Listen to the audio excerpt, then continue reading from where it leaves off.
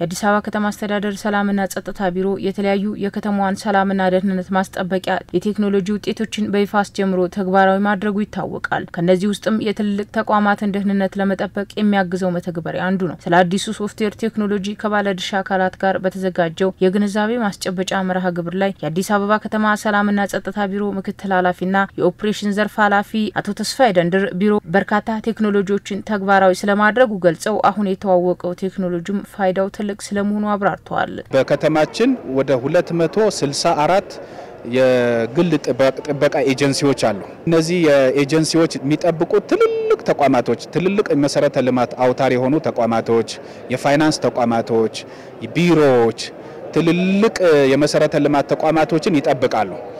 እነዚህ በእለት ተእለት እንቅስቃሴያቸው ምን አጋጠማቸው፣ ምንድነው የተሰራው፣ ምን ሆነ የሚለውን ሪፖርት የሚያደርጉበት አንዱ ቴክኖሎጂ ነው ማለት ነው። ቴክኖሎጂው ከሰላምና ደህንነት ጋር በተገናኘ ዕለታዊ መረጃ መለዋወጫ ስለመሆኑ ያነሱት ምክትል ኃላፊው ቴክኖሎጂው አገልግሎትን የሚያቀላጥፍና ወንጀልን በመከላከል በኩልም ድርሻው የላቀ ስለመሆኑ አብራርተዋል። ዛሬም ይፋ ያደረግነው ቴክኖሎጂ ሰው ባለበት ቦታ ላይ ሆኖ ፖሊስ ጣቢያ መሄድ ሳያስፈልገው ረጅም ሰዓት ሳይፈጅ ታክሲ ሳይዝ ባለበት ሁኔታ በእጁ በያዘው ስልክ ይሄን ሁኔታ አጋጥሟል። እዚህ አካባቢ እርሱ ላይ ብቻ ሳይሆን ሰፈሩ ላይ ያጋጠመ ችግር ካለ የጸጥታ ችግር ካለ ሪፖርት አድርጎ በሪፖርቱ መሰረት አፋጣኝ እርምጃ አካባቢው ላይ ባሉ የጸጥታ ኃይሎች እንዲወሰድ ፈጣን ምላሽ ለመስጠት ያግዛል ማለት ነው። የበለጸገው ቴክኖሎጂ በማህበረሰቡ የሚነሱ የመልካም አስተዳደር ችግሮችን የሚቀርፍ ነው የሚሉት የመርሃ ግብሩ ተሳታፊዎችም በስራ ላይ ያለን ጫና በማቅለል ጊዜና ገንዘብን የሚቆጥብና የመረጃ ልውውጥን የሚያፋጥን ስለመሆኑ አንስተዋል። ቴክኖሎጂ ሶፍትዌር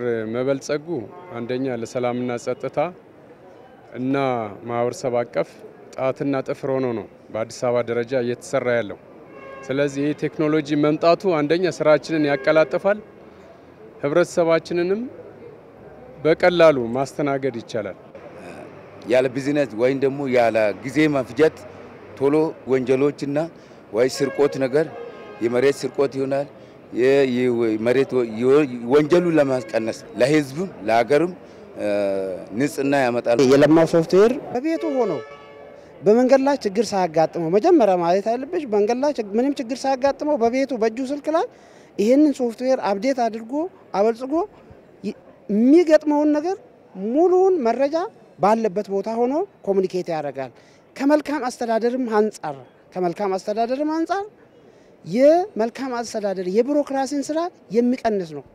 መረጃ ቅብብሎሹ ፍጥነት መኖር አለበት። አሁን መገናኛ ላይ አንድ ኬዝ ብታገኚ ቴክኖሎጂ ከማትጠቀሚ ከሆነ ገና ፖሊስ ሴንተር ልትፈልጊ ገና ሌላ ቦታ እስክትሄጂ ፖሊስ ጣቢያ እስክትሄጂ ፌር ያደርጋል መረጃው። ግን ያ ምንድነው ጥቅሙ? መረጃ አፕሊኬሽኑ ሶፍትዌሩ እጅሽ ላይ ካለ ያለ ምንም ማወላዳት አንቺ እዛ ቆመሽ መረጃው ተደርሷል ለሚመለከተው ቦታ ሳይበላሽ ነገሮች ሳይበላሹ በቃ ጥሩ ይሆናል ማለት ነው።